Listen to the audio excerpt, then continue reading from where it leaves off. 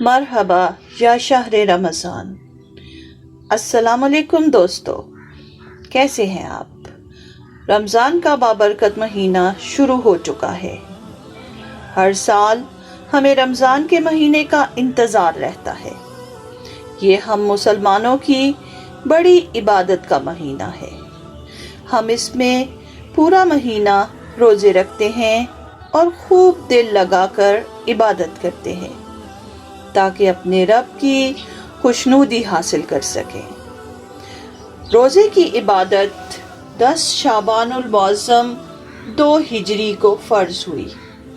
روزے کو عربی زبان میں صوم کہتے ہیں۔ صوم کا مطلب ہے رکے رہنا۔ روزے میں ہم نہ صرف کھانے پینے سے رکے رہتے ہیں بلکہ نفسانی خواہشات سے رکے رہنا اور ہر برے کام سے اپنے آپ کو بچا کر رکھنا ضروری ہے۔ دین اسلام کے 5 ستون ہیں جن پر ہمارا دین اسلام قائم ہے، اور وہ ہیں توحید، نماز، روزہ، زکوٰۃ اور حج۔ توحید یعنی کہ اللہ تعالیٰ کے واحد لا شریک ہونے کا اقرار کرنا۔ اس کے بغیر کوئی شخص مسلمان نہیں ہو سکتا۔ دوسرا ستون ہے نماز، جو ہر مسلمان مرد اور عورت پر فرض ہے۔ اسلام کا تیسرا ستون روزہ ہے۔ مسلمان بچے جب بالغ ہو جاتے ہیں تو ان پر روزہ فرض ہو جاتا ہے۔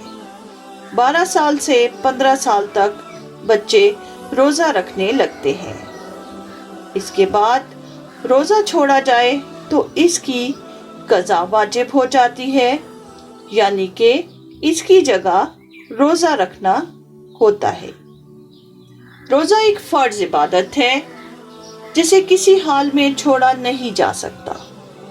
ہاں، اگر کوئی بیمار ہو یا لمبے سفر پر ہو تو روزہ چھوڑ سکتا ہے، لیکن اس کی قضا واجب ہے، یعنی جب آپ ٹھیک ہو جائیں تو روزہ رکھیں۔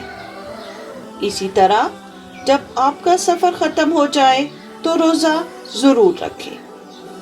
نماز کی طرح روزے کی عبادت کے لیے بھی پاک اور صاف ہونا ضروری ہے۔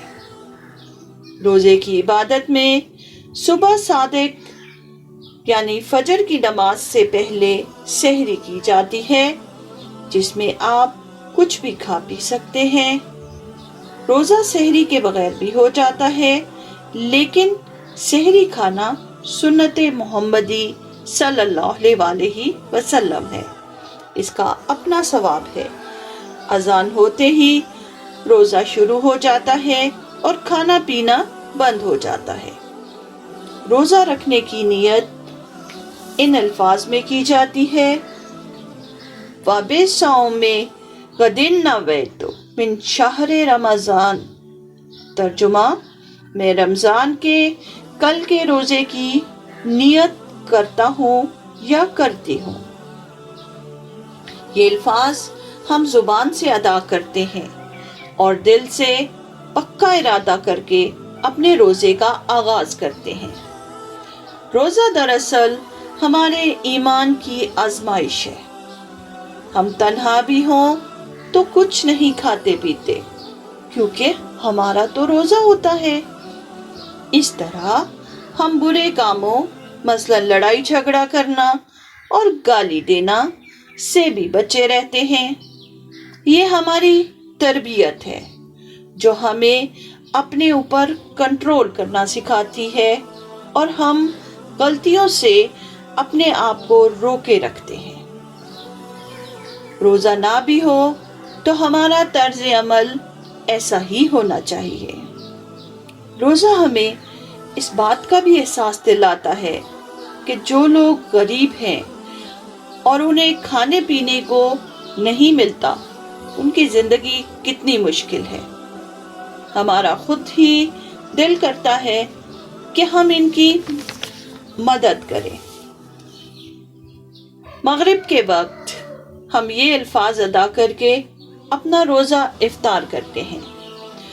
اللہم انی لک صمتو و بک آمنتو و الیک توکلتو و علی رزقک افطرت۔ اے اللہ، بے شک میں نے تیرے لیے روزہ رکھا اور تجھ پر ایمان لایا اور تجھ پر ہی بھروسہ کیا، اور تیرے ہی عطا کیے ہوئے رزق سے میں نے روزہ افطار کیا۔ جب ہم دن بھر بھوکے رہ کر اللہ تعالیٰ کے دیے ہوئے رزق سے روزہ افطار کرتے ہیں تو ہمیں وہ پہلے سے زیادہ اچھا لگتا ہے۔ اس طرح ہمیں ان نعمتوں کی قدر آتی ہے اور ہم انہیں ضائع ہونے سے بھی بچاتے ہیں، اور ہم ان نعمتوں کے ملنے پر اللہ تعالیٰ کا شکر ادا کرتے ہیں۔ اللہ تعالیٰ کا کوئی حکم مصلحت سے خالی نہیں ہے۔ روزہ رکھنے سے انسان بہت سی بیماریوں سے بھی بچا رہتا ہے۔ یہ بات سائنس نے بھی ثابت کی ہے کہ انسان کا جسم اگر کچھ گھنٹے کھانے پینے سے خالی رہے تو جسم کے مختلف سیلز میں ٹوٹ پھوٹ اور دوبارہ سے بننے کا عمل اچھی طرح سے ہو پاتا ہے، اور ہم کینسر جیسے موذی مرض سے بھی محفوظ رہتے ہیں۔ اس کے علاوہ بھی دوسری بیماریاں جیسے پیٹ خراب ہونا، ان میں بھی روزہ رکھنے سے فائدہ ہوتا ہے۔ اللہ پاک ہمیں توفیق دے کہ ہم پورے آداب کے ساتھ روزہ رکھیں اور زیادہ سے زیادہ عبادات کریں، اور اللہ پاک ان عبادات کو قبول فرمائے، آمین۔ رمضان المبارک ایسا مہینہ ہے جس میں ہر عبادت کا اجر بڑھا دیا جاتا ہے۔ اس مہینے میں سب مسلمان مل کر ایک جیسی عبادت کرتے ہیں، ایک ہی وقت میں سحری اور ایک ہی وقت میں افطاری کرنا۔ اس سے مسلمان قوم میں اتحاد بڑھتا ہے اور دوسری قومیں بھی امت مسلمہ سے متاثر ہوئے بغیر نہیں رہ سکتی۔ اور پھر عشاء کی نماز کے ساتھ نماز تراویح پڑھنا، اور اس تراویح میں ہر مسجد میں قرآن پاک مکمل پڑھنا، یہ ایک خوبصورت عبادت ہے جو مسلمانوں کے اتحاد اور اتفاق کو بڑھاتی ہے۔ نماز تراویح سنت عبادت ہے، اسے نہ پڑھا جائے تو گناہ نہیں ہوتا، لیکن اسے پڑھنا بے حد ثواب کا باعث ہے۔ یہ سہولت ہماری آسانی کے لیے ہے۔ احادیث رسول صلی اللہ علیہ وسلم سے ثابت ہے کہ رمضان میں عبادت کرنے کا ثواب زیادہ ہے۔ رسول اللہ صلی اللہ علیہ وسلم نے فرمایا کہ جب رمضان کا مہینہ آتا ہے تو آسمان کے دروازے کھول دیے جاتے ہیں اور شیطان زنجیروں میں جکڑ دیے جاتے ہیں۔ پھر یہ بھی کہا گیا کہ ہر شے کے لیے زکوٰۃ ہے، اور جسم کی زکوٰۃ روزہ ہے۔ حضور صلی اللہ علیہ وسلم سے پوچھا گیا کہ کون سا صدقہ افضل ہے، تو آپ صلی اللہ علیہ وسلم نے فرمایا رمضان میں صدقہ کرنا۔ رسول اللہ صلی اللہ علیہ وسلم نے ارشاد فرمایا جس نے رمضان کے روزے کو فرض سمجھ کر ثواب کی امید سے رکھا وہ بخشا گیا۔ رسول پاک صلی اللہ علیہ وسلم یہ بھی فرماتے ہیں جنت میں 8 دروازے ہیں، ان میں سے ایک دروازہ باب الریان ہے، اس دروازے سے وہی لوگ جائیں گے جو روزہ رکھتے ہیں۔ رسول اکرم صلی اللہ علیہ وسلم نے فرمایا روزہ دار کو 2 خوشیاں حاصل ہوتی ہیں، ایک اس وقت جب وہ افطار کرتا ہے تو خوشی محسوس کرتا ہے، اور دوسرے جب وہ اپنے رب سے ملاقات کرے گا تو روزے کا ثواب دیکھ کر خوش ہو جائے گا۔